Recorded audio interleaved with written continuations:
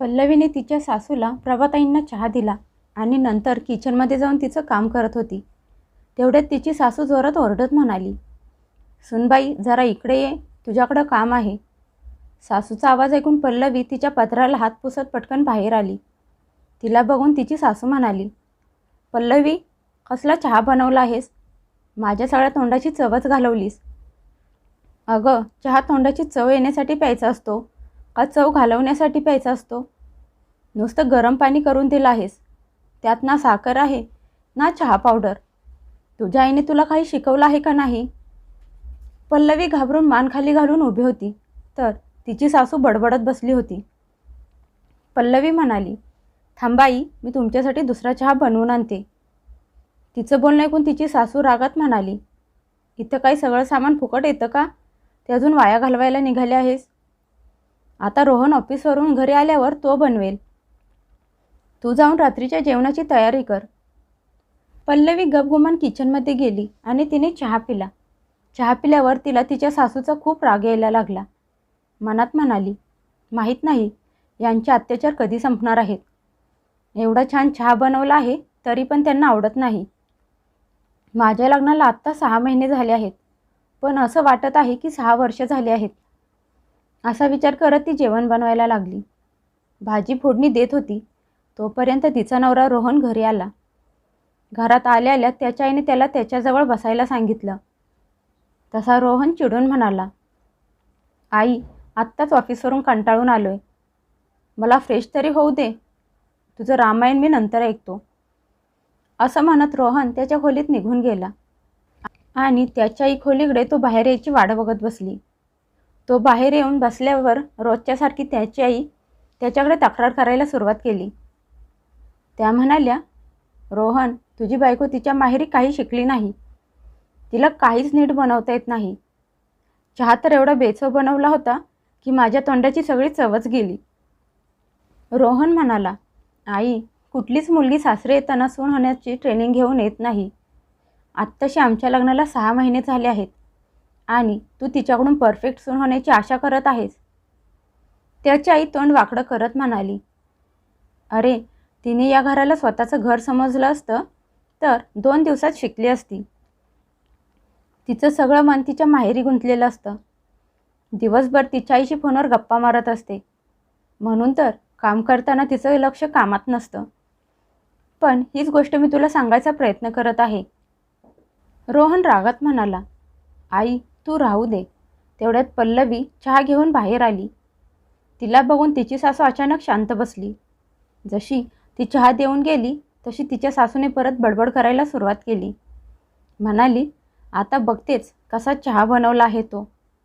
जसा दोघांनी चहाचा कप उचलून चहाचा एक घोट पिला तसा रोहन म्हणाला, आई, एवढा छान तर चहा बनवला आहे, तरी पण तू कशी बोलत असतेस की तिला चहा बनवता येत नाही? मला तर वाटत आहे तुझ्या तोंडाची टेस्टच बिघडली आहे. त्याची आई डोळे मोठे करून त्याच्याकडे बघून म्हणाली, अरे, तिने तिच्या नवऱ्यासाठी चांगला चहा बनवला आहे. तुझ्या माघारी तर ती मला नुसतं गरम पाणी करून देते. आत्ता मला समजलं की तिला फक्त तिच्या नवऱ्याची कामं करायची असतात. किचनमध्ये पल्लवी काम करत करत सासूचं सगळं बोलणं ऐकत होती. तिला कळत नव्हतं की नवऱ्याला कसं समजून सांगायचं की ती दिवसभर सासूसाठी काय काय करत असते.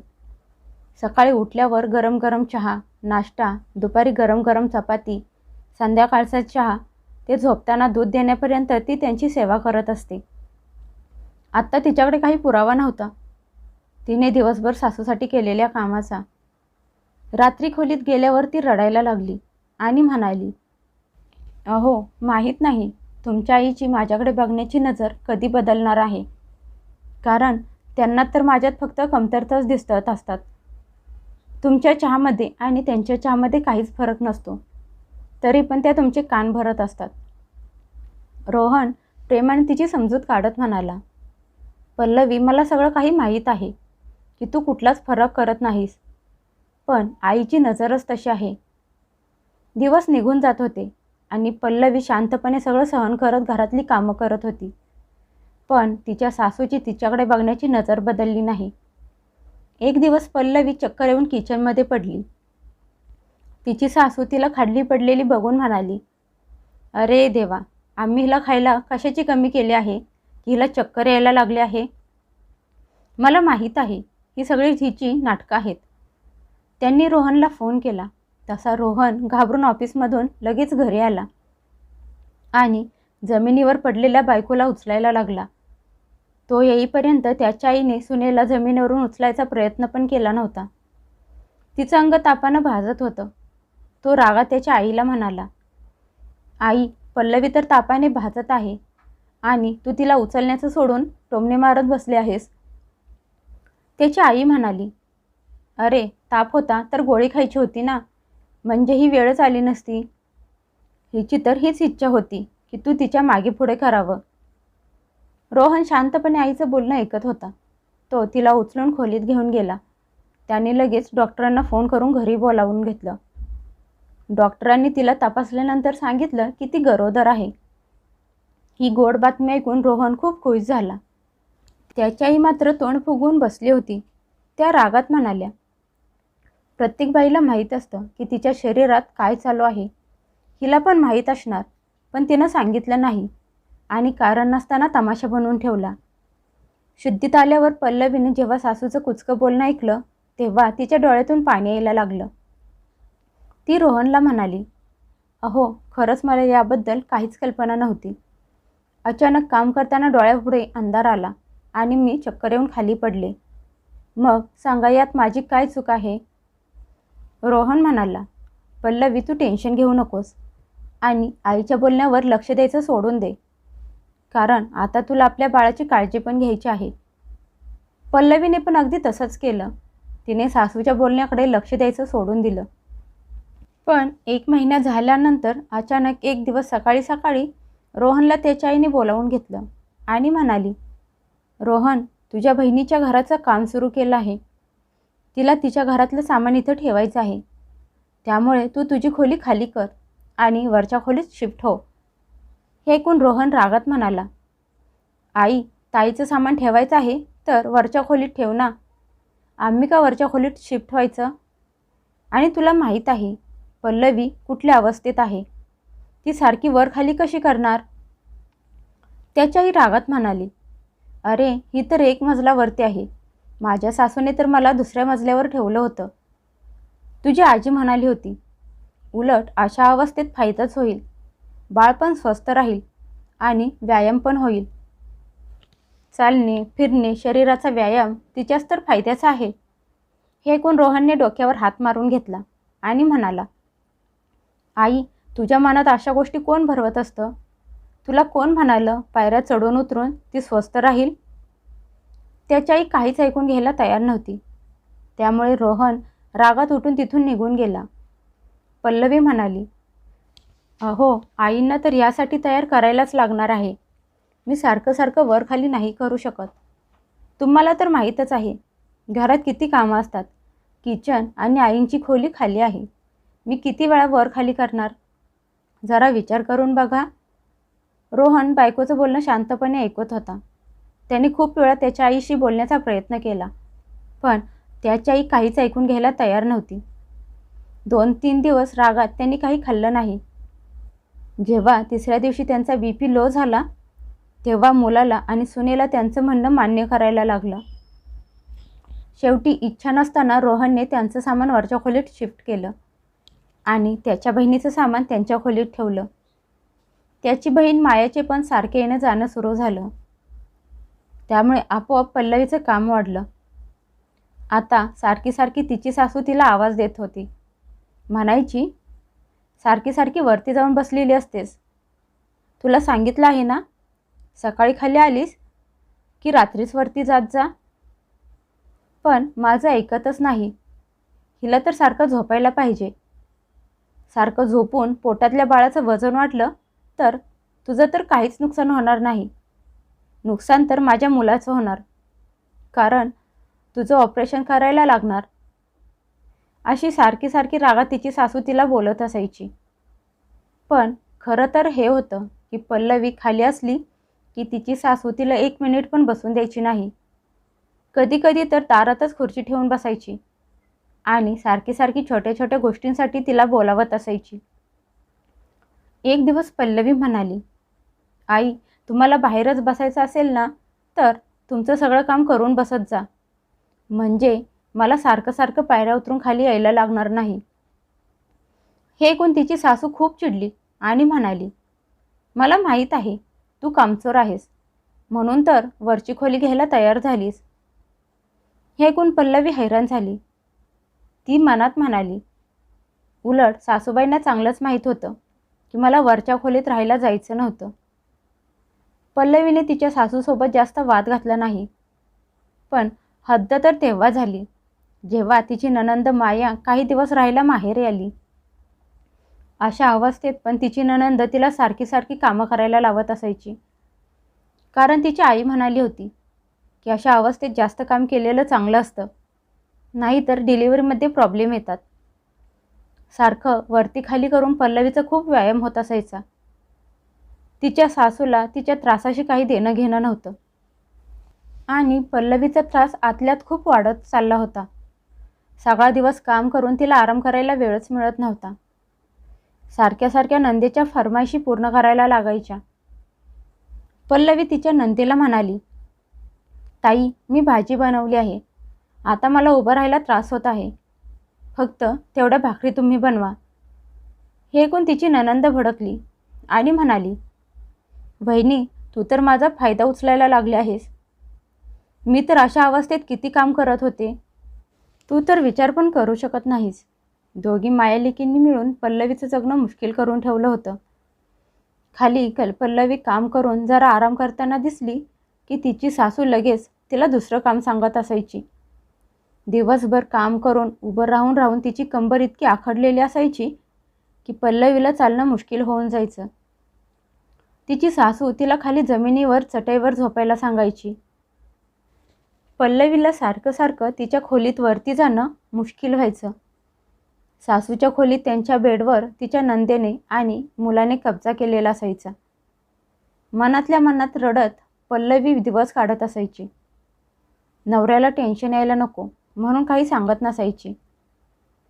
एक दिवस पल्लवी पाय घसरून पडली.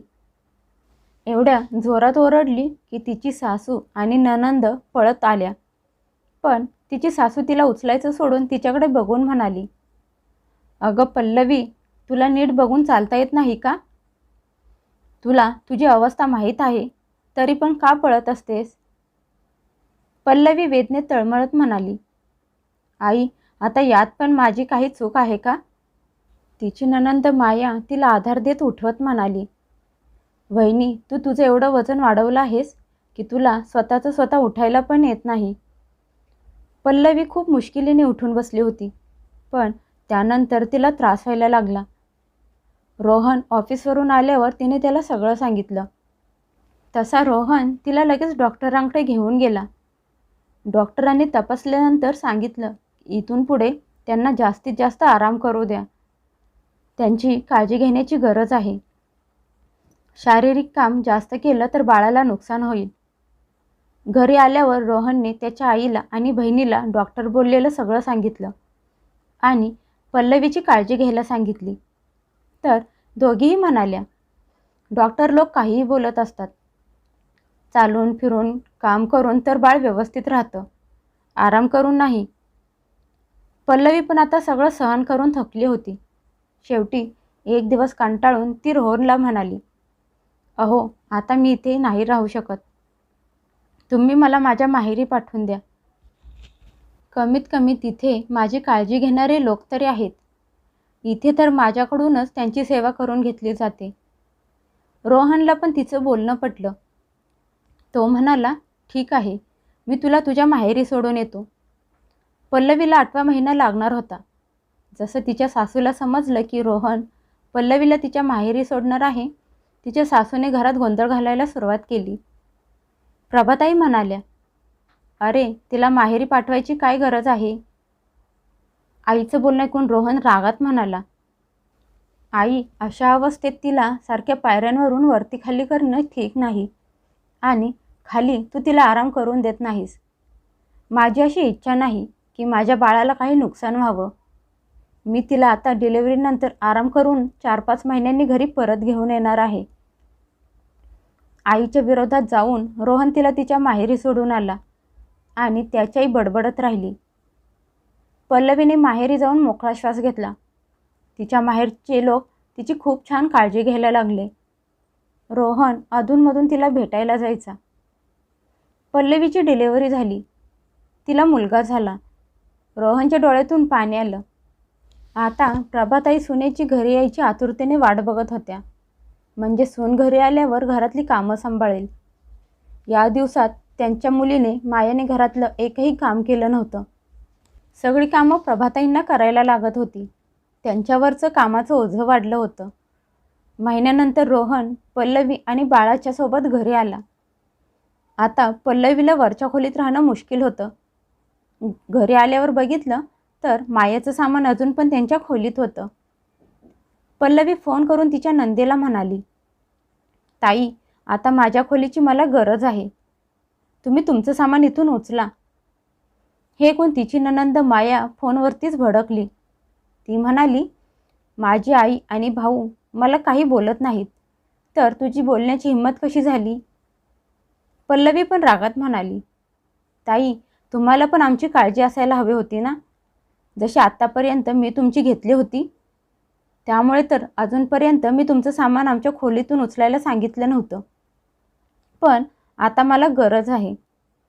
या गोष्टीवरून माया खूप चिडली. रागात पल्लवीने फोन ठेवून दिला. रोहन याबद्दल त्याच्या आईशी बोलला तर त्याची आई म्हणाली, अरे, काही दिवसांचा तर प्रश्न आहे. तिचं घर पूर्ण व्हायला आलं आहे. मग तिचं सामान घेऊन जाईल. एवढी का गडबड झाली आहे? आता तर पाणी डोक्यावरून जायला लागलं होतं. पल्लवीला सारखं वरती खाली करणं मुश्किल होत होतं. ती खाली काम करायला लागली की तिचं बाळ वरती रडत असायचं. बाळाचा आवाज आला की तिला सारखं वरती पळायला लागायचं. कितीतरी वेळा ती तिच्या सासूला बाळ सांभाळायला सांगत असायची, तर तिची सासू तिला सरळ नकार द्यायची. या गोष्टीवरून पल्लवीच्या मनात खूप राग यायचा. ती मनात म्हणाली, आता या गोष्टीचा निर्णय घेतल्याशिवाय राहणार नाही. एक दिवस तिची सासू देवळात गेली होती. घरी परत आल्यावर त्यांच्या खोलीची अवस्था बघून त्या हैराण झाल्या. त्यांचं सगळं सामान इकडे तिकडे पडलेलं होतं. रोहन आणि पल्लवी त्यांचं सामान त्यांच्या खोलीत आणून ठेवत होते. त्यांच्या खोलीतून त्यांचं सामान बाहेर काढलेलं बघून त्या चकित झाल्या आणि ओरडत म्हणाल्या, हे सगळं काय चालू आहे? माझ्या खोलीतून माझं सामान कुठे घेऊन जात आहात? हे ऐकून रोहन म्हणाला, अगं आई, आम्ही तुझं सामान वरच्या खोलीत शिफ्ट करत आहोत. हे ऐकून त्याची आई मुलावर भडकली आणि म्हणाली, अरे, माझे गुडघे दुखत आहेत आणि तू मला वरच्या खोलीत पाठवत आहेस. मी सारखी सारखी वरती खाली करू शकत नाही. सासूचं बोलणं ऐकून पल्लवी जोरात ओरडत म्हणाली, आई, हा विचार तुम्ही त्यावेळी का केला नव्हता? ज्यावेळी तुमचा नातू माझ्या पोटात होता, तेव्हा तुम्ही बाहेरच्या अंगणात बसून छोट्या छोट्या गोष्टींसाठी मला बोलवत असायचा आणि मला वरच्या खोलीतून सारखं सारखं खाली यायला लागायचं.